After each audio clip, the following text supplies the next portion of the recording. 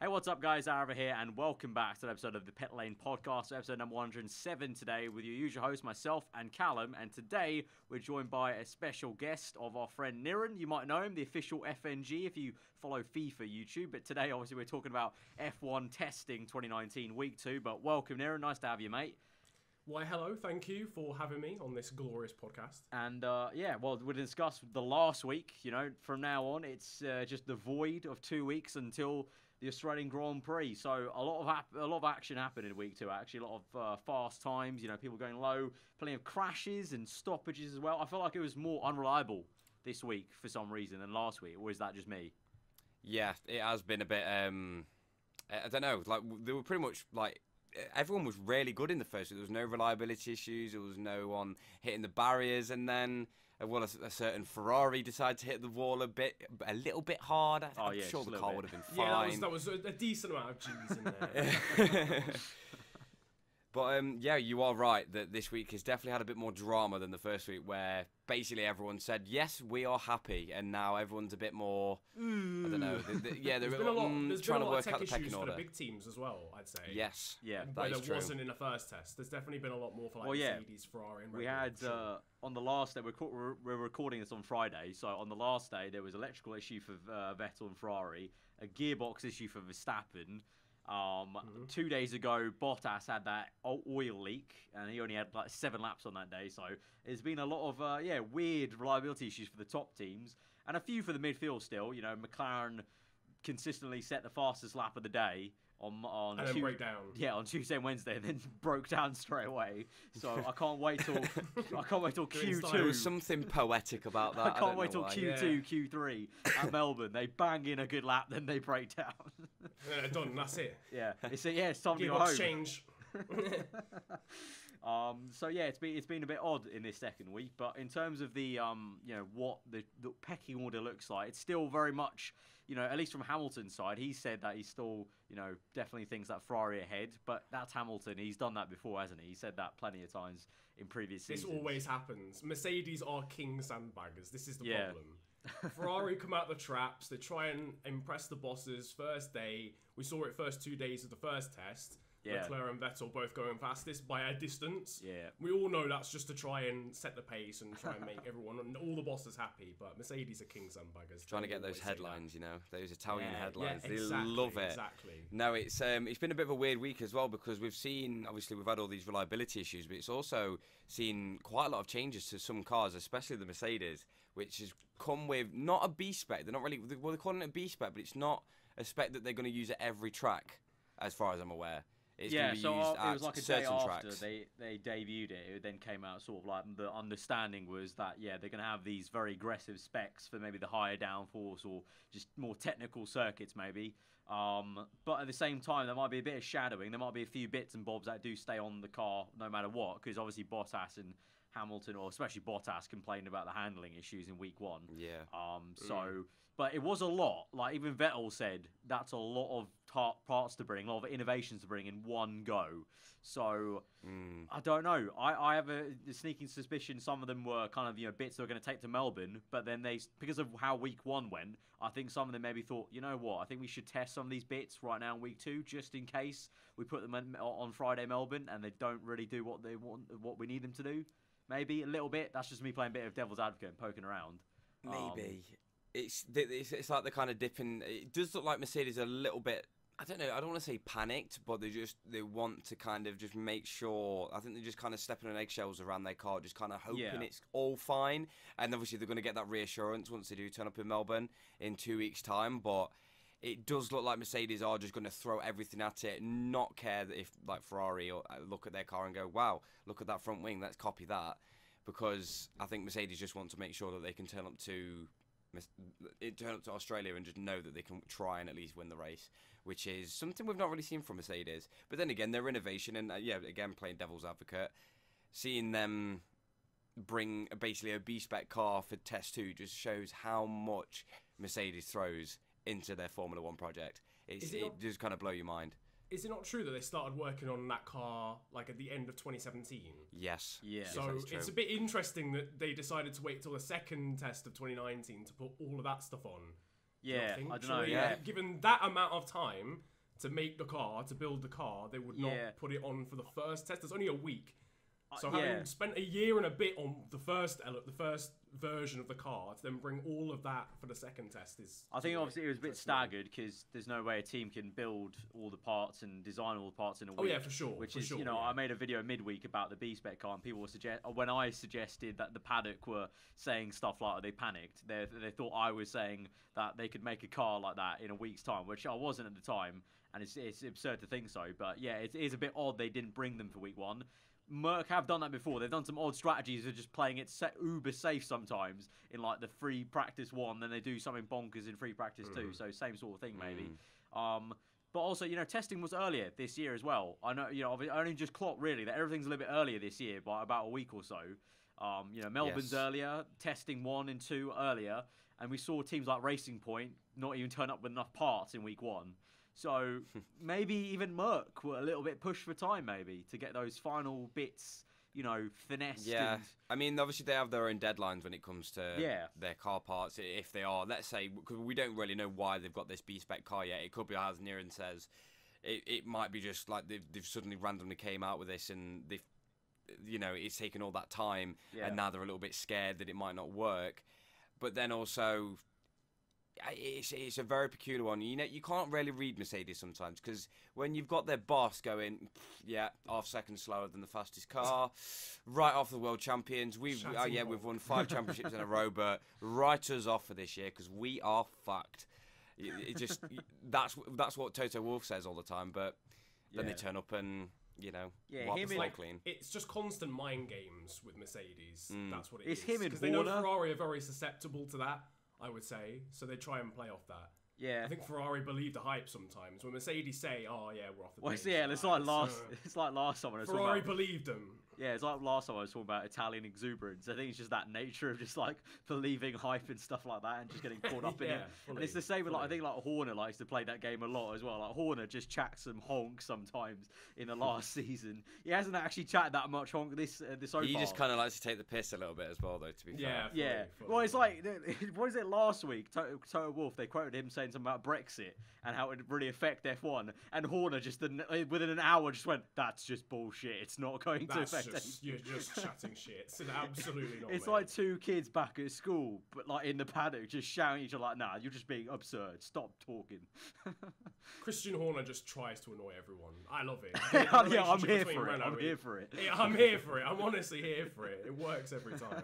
I love it. I love it. We're talking about Red Bull, away from Ferrari and Merc for a little bit. Obviously, Red Bull had a bit of a shaky time this week, and it's all because of the new guy, the new Frenchman in the car, Pierre Gasly, which I hate to say, because I will fully admit, I do have a bit of bias and soft spot for the lad. I hope he does well, but he's crashed now twice in pre-season testing. And the second one was quite a hefty crash, and could have, could have maybe resulted in the gearbox being a bit iffy, because the gearbox issue came the next day with Verstappen this final day.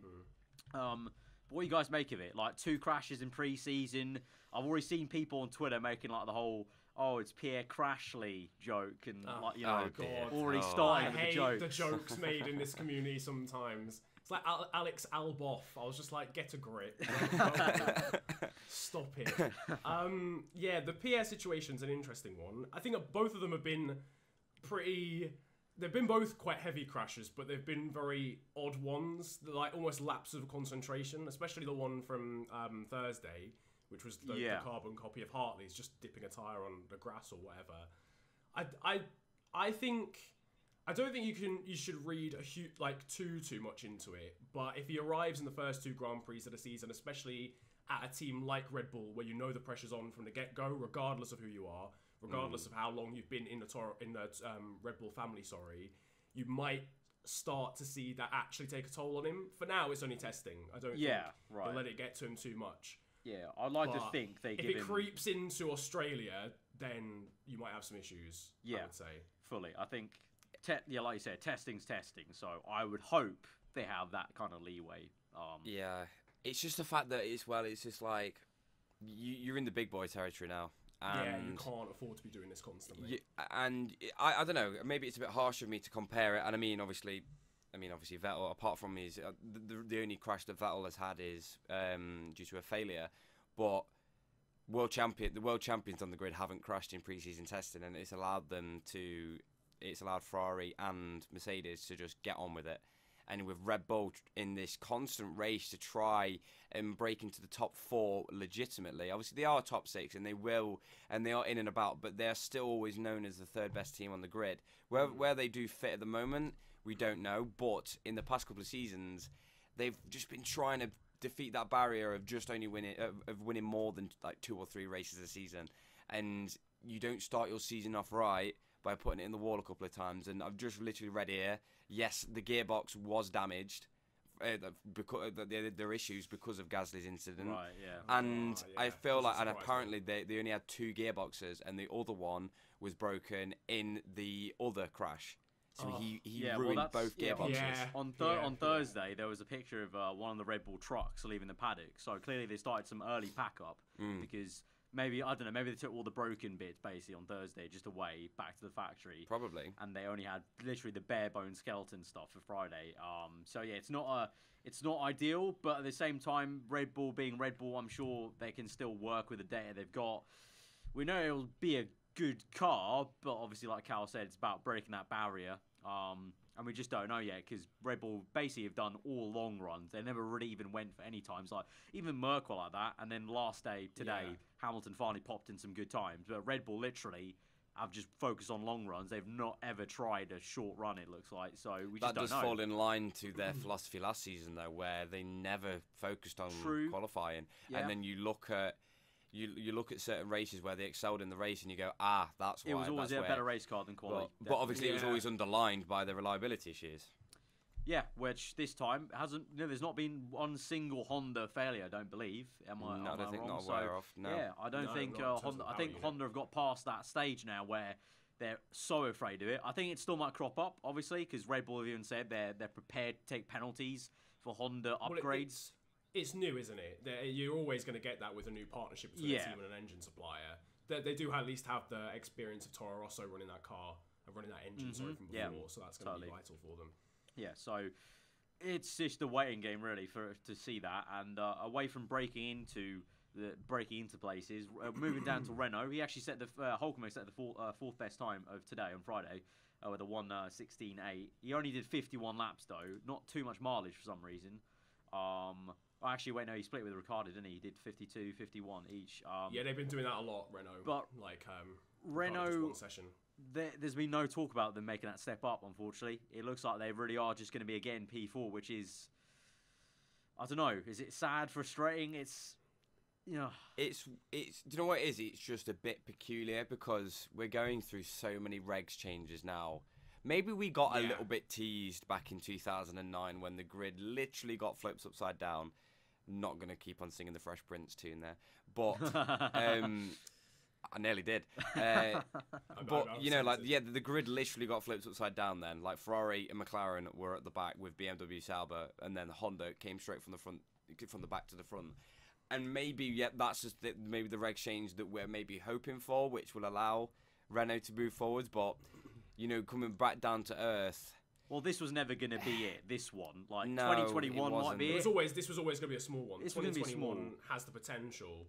But after it all puts the a lot of pressure on that now, though. Bearing in mind, because, like, Renault have had such a long time to work on these current regs. They've had all of this time, and if they're wanting to break into this front pack, then they've got to kind of prove themselves now. It's just otherwise they're banking so much on 2021. They were like, it's our best winter yet. We're put on the house of our project. And the house being put on is only getting you P4 again. So it's a council house, let's put it that way. If it is, it's no sort of mansion. It's not anything like that. It's your bog standard you know, it's just your midfield. It's a house that's worse than the house we're going to get later in the year. Pretty much, yeah. If Mercedes are living in a mansion, then they are still rocking with the 3-bed semi-detached, with the open front porch and all that jazz. But that's not too bad. But you know, I feel like the drivers have been a bit more vocal. I think this week and been a bit more like everyone was really happy last week, but now because Pirelli have been able to go, well, they're on this tyre and this fuel load, so this is their actual time. I think all the drivers have been able to look at the pecking order and go, right, okay, that's where we really are. And that's why I think it was Carlos Sainz was literally like, we're not going to be winning races. I know we are leading today, but we're not going to be winning races anytime soon. If that's what you're hoping for, and that's what you want in the answer out of me. Which is a little bit tragic, to be fair. Like, these are journalists, and they should... I don't know why they ask these questions. Yeah, I know, I don't... We all know testing has a limited actual influence on how the season goes. Like, you can't... Lando Norris going quickest on, like, second day of Test 2 does not mean he's going to get pole in Melbourne. You need to understand... Get a grip of themselves. Get a grip of yourself. Get a grip. Get a grip. I think McLaren are going to be pretty much where they kind of were last year, a little bit. Maybe because I think Toro Rosso and Racing Point maybe taking a little bit of a step back in a way. I think McLaren might have leapfrogged them a little bit. But talking about that, Toro Rosso looked okay. Yeah, they set some decent. They have times. looked okay. Broke down a few times. I think it might be the driver lineup potentially that lets them down. Right. Might be a bit of a controversial one, but the car actually looks okay. To be fair, it looks as if it could be like one of the better cars in the top in the mid table. You could say that, to be fair. When it comes to the mid, that Renault obviously P4. I think they might start that this season like thereabouts. It seems like in testing, but there's been a lot of question marks of how good the Alfa Romeo is going to be. And also, Haas don't look terrible, but they also don't look brilliant. I mean, we haven't seen a lot. Very unreliable. Yeah, they've stopped a lot. They've broken down a lot. That car's which should surely be worrying for Ferrari as well, a little bit as well. Surely not. Like, you'd think so. Like, but then they haven't really had the same issues. Like, a lot of the issues for Haas have been engine related or related or whatever. I think Ferrari should be more concerned about Haas than Alfa really when it comes to engine issues. But it is hard. It's rare, to be fair, because I mean, even when it comes to the actual main season, when you think of the midfield, you don't really think of cars breaking down all that often. It's usually obviously it was the Red Bull that dominated that, but it was usually maybe like the odd Red Bull and the odd McLaren. Like usually Haas, apart from their odd wheel nut issue, they usually were were very good with reliability. And also with there was Sauber, which allowed Leclerc to get all those brilliant points. So it is a little bit strange. I think as well with the mid-table, you need to have the reliability because exactly. you're so close. You're gonna if you're in a position like with Australia last year where Grosjean retires because of a wheel nut issue, that would have been huge points that could have actually changed the end of the season. And they never really recovered. Exactly.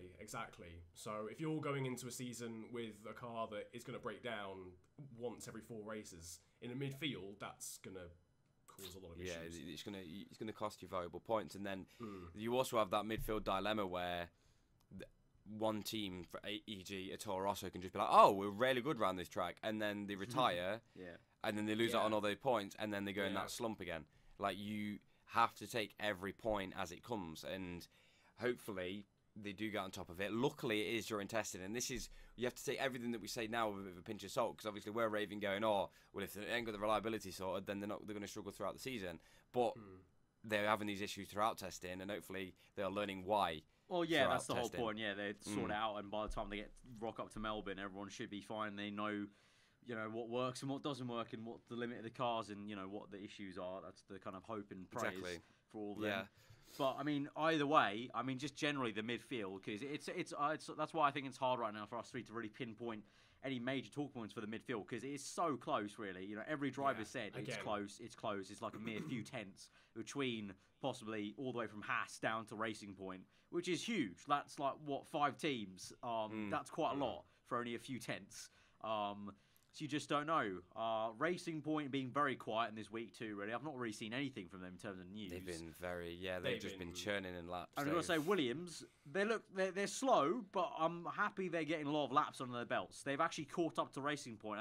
I saw a tweet earlier, I think yesterday, like they're only they're finished testing only like 50 laps or so behind Racing Point, which is mad. To say they missed the first 2 days, that's pretty impressive. Yeah, that is good. That is very good. They have put in some. I think both Russell and Kubica have put in some brilliant just effort, and also shout out to Williams as well, because what they put on their rear wing of all the names of the. Is it names of the team? I think it's every name. Yeah, of the team. little from the gesture. fact sheet, I think, which is nice. I like that. Big shout out because I think just that reassurance of. I mean, no one could read it. Even I had to zoom in on my phone to try and read the names because there's that many of them. Imagine if I watched that on Sky Sports News F1. Oh yeah, but it is just a nice pat on the back from a bit of higher management just to kind of keep the morale going in Williams because they've done a stellar job to get the car out. They did a stellar job just to get the car on track in test 1, even though they only turned in I think about 17 laps on day 3. And the fact that they are now starting to turn it, racking some serious lappage and get on the back of Racing Point is, I feel like they can go into Australia with a positive outlook rather than chasing their tail and just trying to feel like they're catching up rather than you just keep trying to keep that positive mindset, which is quite major to be honest. And what they need in a situation where Russell said they're clearly slow, but they made some big step forward. So yeah, I think definitely. It's going to be. It looked really bad for them in the first week. Oh like, yeah, really, no, it was as shocking. if they could be like a couple of seconds. It off. was shocking. Yeah, But now it's not so too bad. at least they've got that, but they will refresh racing. They will very much be at the back. At least they can, I don't know, they might get some airtime because the cameraman might be surprised how gopping the car looks from a distance. I might just zoom in on them. Be like, oh, look at what's that car? Okay. It's like toothpaste. Yeah. it's just going to remind the cameraman to brush his teeth. That's all it's going to do. Exactly. And he's going to whip out his toothbrush. That will come in So handy. fresh and so clean. 4 a.m. The wake up for Australia. I'm Oh, gonna wake up really exactly. late, like 2 minutes to spare for the red lights. I'm gonna wake up, dash downstairs, start watching, and then I'm thinking, you know what? I forgot to brush my teeth. I should probably go do that right now. So then you miss the start of the breath's race. gonna stink. Yeah, true.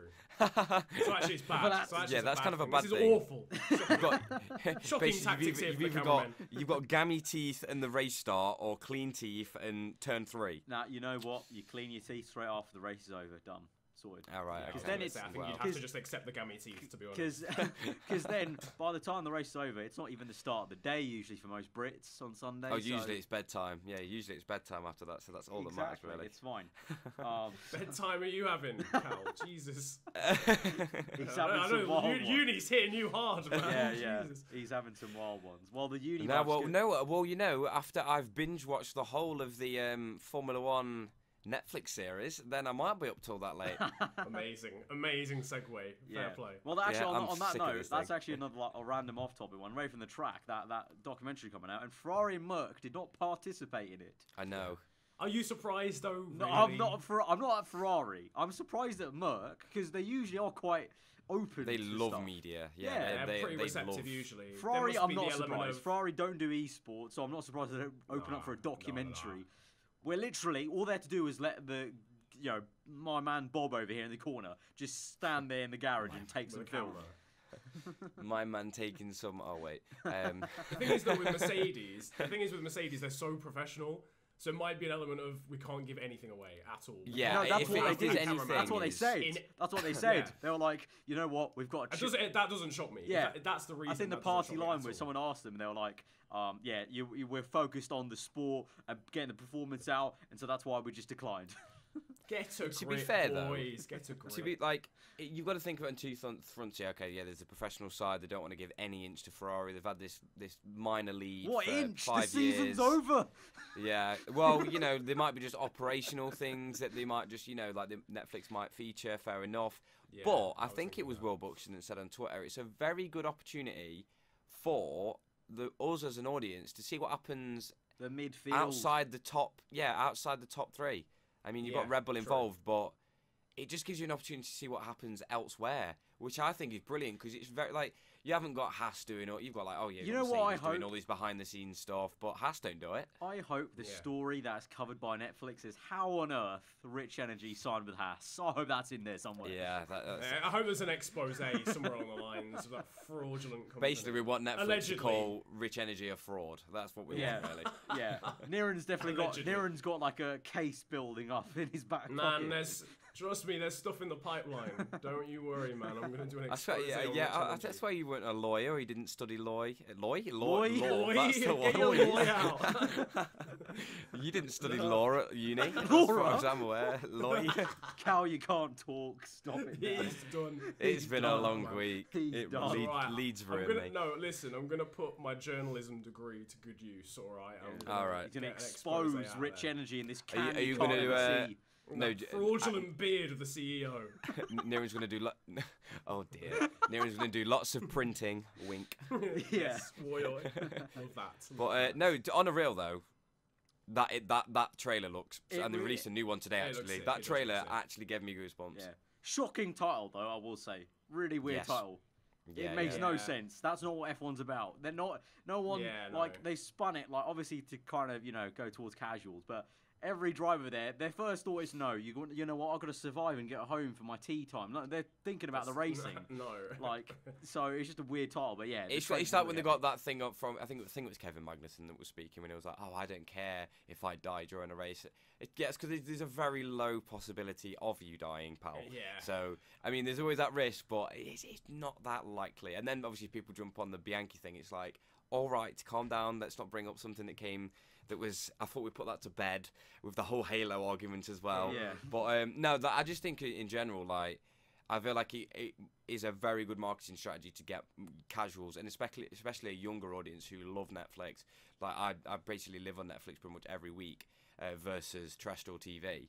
And Yeah, I feel like it's a perfect marketing opportunity, as well as, like I mentioned, obviously it gives us the opportunity to see what happens in the midfield, which is, so for us it's okay that Mercedes and Ferrari aren't in it, but it is a bit of a shame for the casual when they go, they're focusing on everyone, but the two that are leading, what's all that about then? Yeah, it will confuse an audience a little bit, I'm not going to lie. There'll have to be a disclaimer at the start. Yeah, There'll just have put to be- asterisk. There are two better teams than the rest of this shite lot, but this Yeah. is all that we could film. Yeah.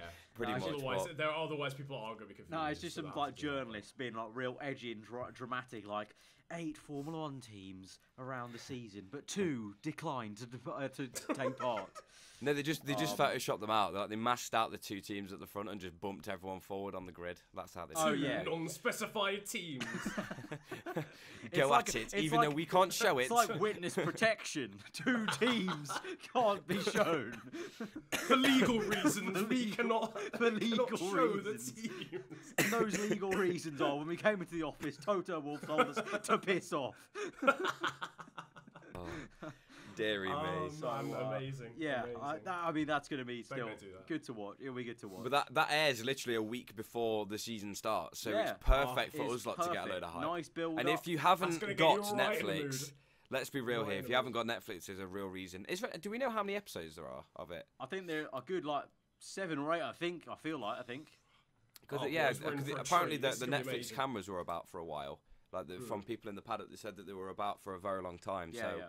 hopefully there's a good amount. Because the last thing we had of that was it Grand Prix Racer, the Yeah, the McLaren McLaren one, documentary yeah, the on Amazon Amazon one. Prime, Wow. which was very good as well. But it was a bit limiting because it was just about McLaren and it was very limited. Like it was just testing, so it was. It was also limited by the fact that they started the documentary building like a Road to Glory kind of series. Yeah. Oh, and yeah, then we're the gonna be glory sick. never came, so they kind of just also had to stop it because it was just going to become It was, embarrassing. it was just a road. It was It was just a a little bit road. like There I was don't know no whether glory. I don't know whether you two have watched the Sunderland documentary on Netflix. Yes, It's a little bit like yeah, that, where yeah. Sunderland are like, yeah, we're gonna survive the Premier League. Oh no, wait, we didn't. Oh yeah, we're gonna survive the champion. No, we didn't survive the Championship. Yeah, we got relegated to League One, and we can't even get promoted from that league. It's gonna be very. I think it was very similar to that. So if Road they to did another And one, then the documentary ends with someone saying, "This is real life. Shit happens. Amazing. Sometimes it doesn't go for the good guy." in the Netflix one though, they missed a massive opportunity by just not having a clip of Crofty. Like how they didn't get the like at least just buy It's Lights Out and Away We Go from Sky and just give it. Can we use that in ours? Which would be good. But and we also a little bit on other off-topic news. We also a certain Ted Kravitz has been re-announced surprisingly. He's been Ted has found. He has been found. There was I love that movement, and I tweeted about this and I go, wow, an actual Twitter movement paid off, but I don't think it did because I think Sky would just. I'm not entirely sure what was it all about. I think it's just about negotiations, really, because I read an article saying the negotiations were ongoing on the weekend that everyone started kicking off, basically, and just no one knew that. It's just basically ongoing. Ted realising Ted knows how much he's worth. I think so, yeah. The man just probably asked for a pay rise, and they were just debating whether they were going to give it to him, and then the whole of Twitter. They've blown the budget on Kroon Chandler. Like, they were looking at the pennies for Ted. Like, so you want 2 Paul Freddos? the rest has taken it. Well, no, the reason I brought that up is because it also links to Sky and their media coverage. That their trailer that they made, it looks like they might have the chain. The chain. They might have licensed it. They might have licensed it, which will be good. Good feel. Good nostalgia vibe back. I mean, if there's any way to improve the Sky coverage, I mean, it's borderline okay at the moment, with only a certain few faces on there. The fact that they've managed to get that theme tune is hype as well. The fact I mean, even their little promo thing, they must have put a lot of money into that because that looked incredible. Sick. It was good. That was so sick. Was that was so good. It was good. Really you know, when you just look at things, you go, "Wow, I suddenly want Australia to be now." Yeah. Can we just be sat on the sofa at? It did build up hype really nicely. I did really like. Well, that. it's the marketing of the sport has just been so much better this year. It's only 2 weeks, so not long to go. Not long to go. It isn't. But it's been a really good build-up so far, and I feel like the good feel is there for F1. I mean, I think like last year it was a bit of uncertainty a little bit with Liberty, kind of like people were very cautious about how things were going to go with the whole media side of things. But so far, like all three of us said, it's been very good marketing stuff. So from a marketing perspective, they've been incredible recently. Like the social medias, like in Instagram during testing has been been good, and during the car launches and stuff as well. It's been good. Twitter's always on point, which is good because that's where the young audiences are, and that's what they want. Exactly, because wasn't there a study recently that showed that I think the amount of people below the age of 16 that were watching F1 was ridiculously low. Yeah. But obviously that's which it calls into question how the hell did we get into watching the sport? I actually don't know because there was no marketing back then. No. Back 10 years. This is like my 10th season of watching the sport, and I don't know how I did. I think the only thing I had was the F1 annual that you could write in, and that was it. Can you remember those back in the day? I had one of those. From, 2000. No, I had one of those. Because Arav, you were probably 45 when those annuals were still coming out. Okay then. Okay. Look, little boy. All right, Grandpa. Jesus Christ. I'm not Grandpa even that little much boy. older than Niren. All right, calm down, Niren. Yeah, but Niren's Niren's a solid 10 years older than me. I'm 1 year older than you, so calm down. The audience doesn't need to know that, Arav, mate. It's classified. Mine was just word of mouth, just from my dad, and then it was just the F1 game that really fully got me into it afterwards. So which it proves that it's just working, and it is. Slowly, yeah. I mean, I'm not entirely sure. I don't get how they keep coming up with these marketing ideas because I wouldn't know what to do. And now that they've got a whole Netflix series on it, where do they go next? I don't know. But I think it's just by jumping along I think literally the next thing now is free to air again. That's the only that's a massive thing because I literally just saw a tweet before. Yeah. Actually, let me bring it up. There's a tweet here with like Hamilton being told the viewing figures or something like that. I think I can't find it, but it was basically 8 million viewers or something watched him live, win his first world title. How many watched him live winning his last world title? Do you want to guess? 2 mil. Lower. 1.2. 1.2 million. 1.2 live. That's just not great. That's just not great. Wow. We used to have 8 million. Wow. 8 million. Wow. Wait, so that was when he won the championship? Yeah, him winning the championship. In 2018. So probably in Mexico. So 1.2. Yeah. 1.2. In the evening. Okay, so it's primetime TV on a Sunday. Okay, so there's not really that much on. Apart from Strictly Come Dancing, I think was on then. I don't know. Was it on? I don't know. I don't know. Yeah, that is shocking. I mean, that doesn't count us that are watching it not so legally. No, it doesn't. It's literally just the actual... I don't know what you're talking about. I'd love to know how many people are watching it legally. No, illegally, sorry. I reckon you could at least add another 50% on, at the very least. Probably more than that, actually. Yeah. Probably more than that. I think it's a lot more than what a lot more than what Sky want it to be. Put it that way. It's just not great. Like, I mean, it's not even an F1 issue. It's a sport issue a lot of the time.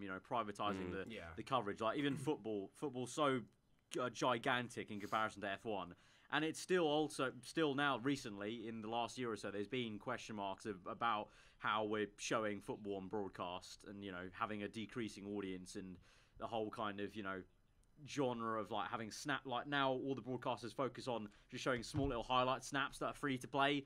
But obviously the entire thing is behind the paywall, so it's just not great. And we have that in F1 right now. Obviously, Channel 4 are going to do highlights, and that's the only way free to air, viewers can watch. Basically, it's like almost like your match of the day situation. Yeah, you can't watch any of the games during the day if you're not Sky subscribed. Exactly. But the reality is, a lot of people will watch them online. Then like, match of the day, match of the day's figures are huge as well, though. Yeah, exactly. I think they get millions and millions, and I'm not much of an avid watcher of it, but I know that it's a brilliant show, and I don't know, we could kind of link this into the news as well, that literally today that Sky Sports have got IndyCar like live for every race. I like that. Which you do good. realise that's going to have huge figures. That is going to have huge figures, because I might try and that is so get much into more it. entertaining than F1. When we talk about it in Racing terms, yeah. Racing terms, the problem is it's just not as big. The casual viewer's not going to watch IndyCar.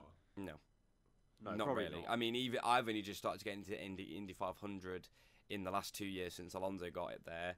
And obviously Alonso's back there this year as well. Yeah. Well, did you see how they announced it even on Sky Sports News? It was just 3 pictures of Fernando Alonso.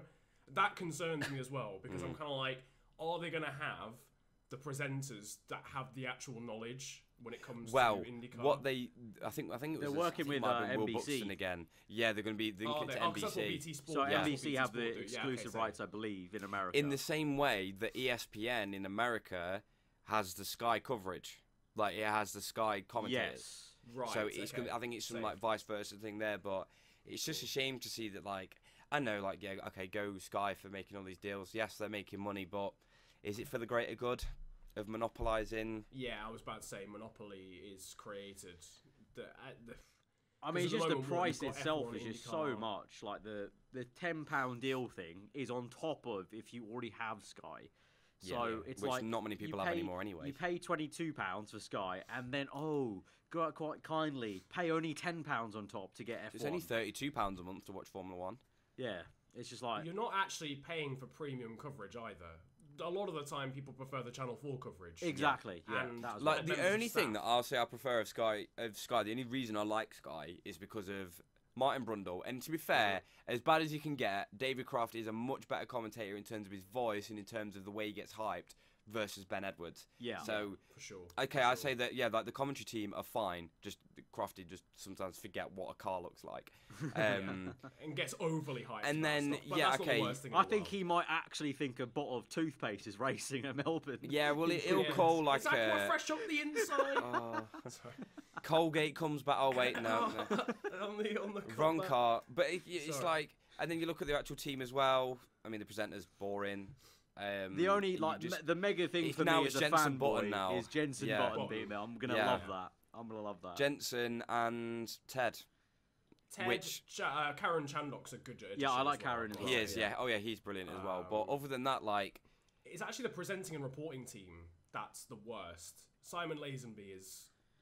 Rachel Brooks puts me to sleep with the questions she asks as well. Yeah, which- she's not great. Simon, he's an okay fella, but he just, He's a sound guy, I'm sure. He's a but sound guy. He doesn't have the passion. He's just not. He's He's not not got the got the passion. He's good. charisma. He's a good presenter. He just doesn't have the passion. I feel behind the content exactly. Yeah. Fully. Well, who was the Channel 4 host again? Steve Jones. That was Steve it. Jones. He did just alright. had I that actually liked him a charisma. lot. Yeah, he had the To charisma. say Steve and- Jones isn't a traditional F1 guy, Steve Jones is a very good presenter. yeah. No, he started off. I remember seeing him on.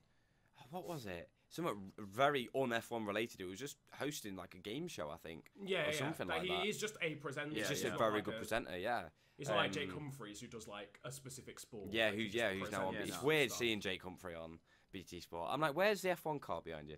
Yeah, It confuses me a I little miss bit. him. I miss that. If it was Jake Humphries on Sky Sports F1, that would be paying. Yeah, And just that some would be better reporters, not including Ted and Karoon, but But like your Rachel Brooks. I think the moment that F1 TV gets announced for us UK lot, I think I might be game making over. making a purchase because Oh yeah, no, everything fully, that I want. fully, I will be fully. Yeah. But it's just not going to happen for unless the GL changes until 2025.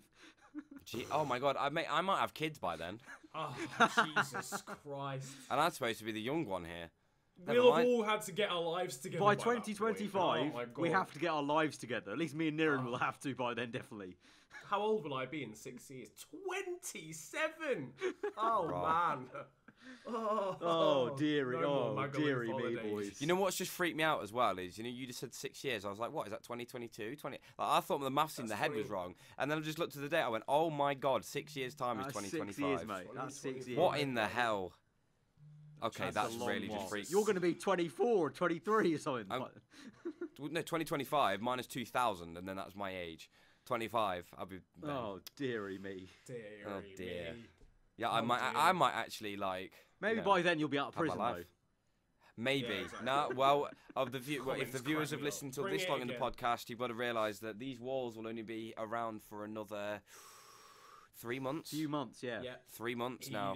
He's on... He's getting sprung. He's on bail. He's on bail. And then the surrounding of me will have Aarava and Niren right next to me, and we'll be on holiday all the time drinking. So. Oh, I think at that point we're kind of running out of F1 topics, Yeah. so I think we should just call it a day, we're really, guys. scraping the barrel. We're just going to be talking about Magaluf soon. gonna- So let's put an end to it all. It's been a good chat, though, lads. I've enjoyed that Yeah, it one has. for testing week Yeah, 2, that's and we'll see you next week for, probably a predictions podcast, I think, next week, probably. With Tom returning at the helm. But if you guys have enjoyed this one, then be sure to hit that like button. Let us know what you thought about anything we talked about in the comments below, and we'll get your thoughts on, what are your predictions maybe ahead of our predictions video, perhaps, from testing week 2. And obviously, like I've said, on screen the entire time has been our Spotify links and all the audio platforms, SoundCloud and iTunes. So if you want to listen to us on the go for the season, you can do. And finally, also, if you want to contribute to us, support us directly, you can either go to Patreon or check out GT Omega and use the code PitlaneF1, and that'll directly support us there. But it's been myself, Callum, and Niren. It's been a good chat, good one. We're all hyped for F1, and it's slowly coming back. 2 weeks to go, people. Till then, F1's coming home. Till then. It's coming home. It's coming home. It's coming. Yes, boys. On that note, hope you guys enjoy the rest of your day. Goodbye.